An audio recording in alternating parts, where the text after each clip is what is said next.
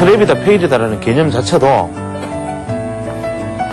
큰 항목이 없으면 트랩인지 브레이크아웃인지를 알 수가 없는 거고, 큰 항목이 없으면 쉽게 말하면 브레이크아웃인지 페일인지를 우리가 모른다는 겁니다. 소위 말하는 우리 파동이라는 것도 이 시장 안에서 실제로 방향성이 나아가는 것이 파동의 진행 방향이고 타임프레임이 유연해야 되는 것이라는 겁니다. 트랩이 빈번하게 발생하면 내가 보고 있는 타임프레임은 잘못된 것이다. 우리가 교조적으로 알고 있는 어떤 프로그램들은 시간의 유연성에 따라서 달라진다. 이것이 제가 드리고 싶은 이야기입니다. 우리가 제일 착각하고 있는 건 시간을 고정시켜 놓고 그 이후의 움직임, 소위 말하는 Y축의 움직임이 변한다라고 생각하지만 사실 기본적으로는 시간의 변화에 따라서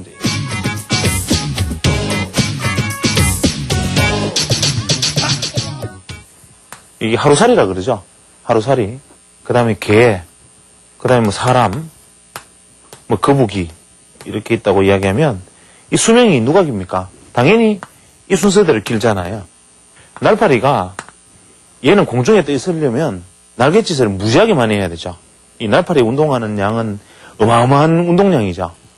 이 날파리는 사실 24시간 동안 자기 몸체에 비해서 그 어마어마한 운동 에너지는 이미 24시간 다 쓴 거예요, 이거.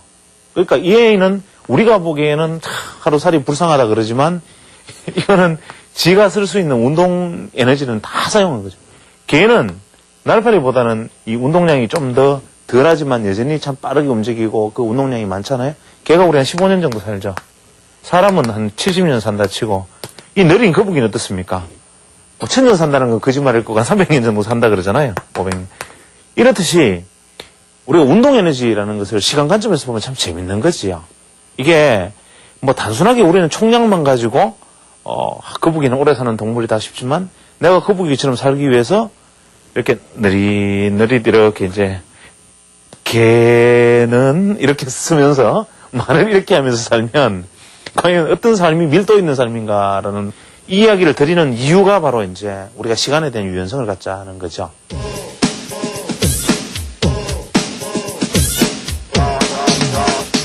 예를 들면 이런 겁니다. 지난번까지 주가지수를 기준으로 우리가 살펴볼 때 주가지수는 이렇게 움직였지요. 이게 이제 40주평선 기준이라면 주가지수는 이렇게 움직였다고 제가 지난번에 말씀드렸잖아요. 이 격이 전혀 넓혀지지 않고 지지부진하게 계속 이렇게 움직였어요. 움직이다가 순간적으로 확 끝나겠잖아요. 그래서 이제 뭐 이게 이제 40주평선 자체가 이렇게 턴하고 뭐 이런 형태의 모습을 지금 보였고 뭐 이런 형태에 이제 보였다 하면 자 이렇게 긴 시간에 걸쳐서 이 움직임하고 이렇게 짧은 시간에서 이 움직임은 밀도는 굉장한 차이가 있지요. 그죠? 밀도는 차이가 있어요. 그런데 내가 어떤 사람이 차트를 본다라는 표현을 씁시다. 차트를 보기 위해서는 내가 어떤 기준에 예를 들면 뭐 가정을 해서 내가 이제 뭐 30분 봉을 내가 보고 있었다 가정하죠. 30분 차트에 뭐 어떤 나름대로 인디케이터를 가지고 차트를 보고 있었어요. 여기에서 이 국면에서 이 차트의 기준으로 바라보고 있으면 혼란스럽단 말이에요. 안 된단 말이에요. 이게 왜냐하면 이거는 밀도가 틀린 구간이 명백하잖아요. 그러면 잽싸게 이 밀도에 맞는 구간을 찾아야 되고 이 밀도가 만약에 벗어나서 새로운 형태의 시간 축선이 생기면 또 거기에 합당한 구간의 차트를 시간을 내가 보고 있어야겠지요. 또 이렇게 빠르게 움직이는 운동 에너지를 가진 구간 내에서 보던 걸 적용해서 여기에 보면 무수한 트랩이 발생한단 말이죠. 우리가 트랩의 관점에서 놓고 보면. 그렇기 때문에 우리가 시간이라는 것은 어떻게 보면 이렇게 움직인 거나 이렇게 움직인 거나 이렇게 움직인 거나 시간의 길이는 다르지만 가격이 움직이면 같을 수가 있어요. 굉장히 밀도 있게 움직인 거잖아요. 그것을 굉장히 염두에 두고 봐야 되기 때문에 제일 우리가 경계해야 되는 것은 교조적인 움직임입니다. 그 다음에 파동을 보는 눈을 아주 예리하게 가지고 있어야 됩니다. 여기서 말하는 파동을 본다라는 것은 뭐 엘리어트 파동의 개수를 센다 이거 아니지요. 엘리어트 파동 몰라도 됩니다. 그냥 우리가 사케다식으로 그냥 세 개의 봉우리가 생긴다. 주가라는 것은 떨어지는 데는 또 세 개의 골이 만들어지면 반등한다. 뭐 이렇게 생각해도 돼요. 이게 뭐 다를 바도 없고 혹은 뭐 기사몰이처럼 그냥 이렇게 아홉 개 봉우리 개수를 세고 시세가 끝난다 이렇게 말할 수도 있고 혹은 다케사부르처럼 예를 들어서 1, 2, 3이 오르면 조정을 하는데 4개의 봉우리가 생기면 5, 6, 7가지 봉우리가 간다. 뭐 이런 식의 뭐 봉우리를 세도 되고 그냥 이 사람과 말하는 것은 다 일일이 이 사람 이론은 이렇고 이 사람 이론은 이렇고 이 사람 이론은 이렇다 식으로 지혜라는 소리가 아니라 시세라는 것은 그 속성만 내가 이해하면 됩니다.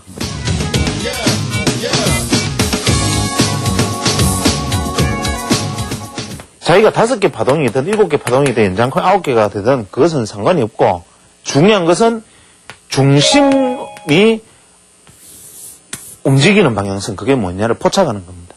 그래서 그 중심에 벗어나는 것은 전부 트랩이지요. 중심에 벗어나는 건 전부 트랩이에요. 그러니까 그것을 예측을 하고 시장을 대응하는 사람은 트랩을 이용해서 시장을 주도할 겁니다. 그런데 이걸 이해하지 못하는 사람은 매번 판판이 시장에서 밀리는 거지요. 그래서 내가 시장을 주도하는 사람의 마인드냐 따라가는 사람의 마인드냐 하는 것은 중심 시세가 움직이는 이렇게 의미 없는 몸짓을 하다가 진행하는 순간 이렇게 실제로 막 이렇게 움직이는 것 같지만 정말 한번 가는 그것을 아는 것 이것은 뭐냐면 넓은 의미에서 쉽게 말해 파동의 본질을 이해하는 것이죠.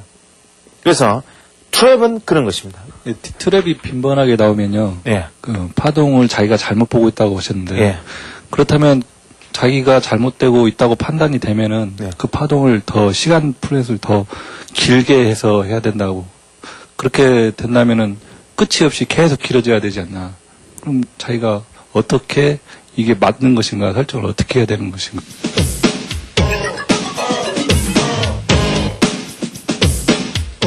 지금 말씀의 요지는 이런 것으로 보입니다. 예를 들어서 밀렸어요. 그죠? 트랩에 당한 거지요. 또 트랩에 당한 거란 말이에요. 이번에는 또 트랩에 당했지요. 또 트랩에 당했지만 실제로는 시장 방향은 지금 이렇게 왔단 말이에요. 그게 무슨 얘기냐면 수평적으로만 자꾸 보면은 안 되고 시장 자체는 지금 방향성을 가지고 있는데 나는 계속 다를 수가 있단 말입니다.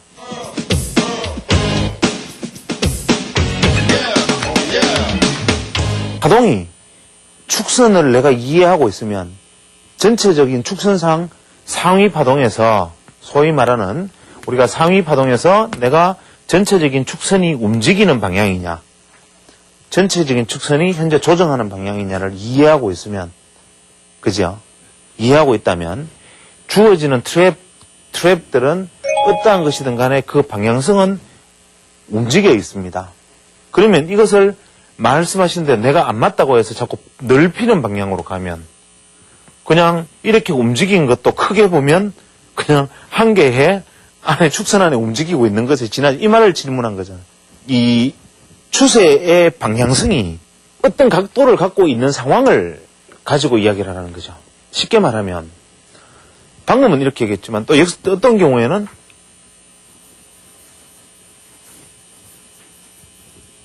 자 이렇게 있다고 가정하면 이렇게 보면은 실제로 이건 맞은 거예요. 그죠? 또 여기서는 지금 트랩이 일어났죠. 이것도 트랩이잖아요. 그죠? 무수히 반복을 했지만 사실은 시세는 그대로인 방향성이 있잖아요. 그죠? 이런 경우에는 내가 타임프레임을 넓히느냐 좁히느냐에 따라서 매매 횟수만 달라질 뿐이지 중요한 건 아닙니다. 매매 횟수의 차이가 있는 거지 타임프레임만 잡으면 계속 수익이 나는 거지요.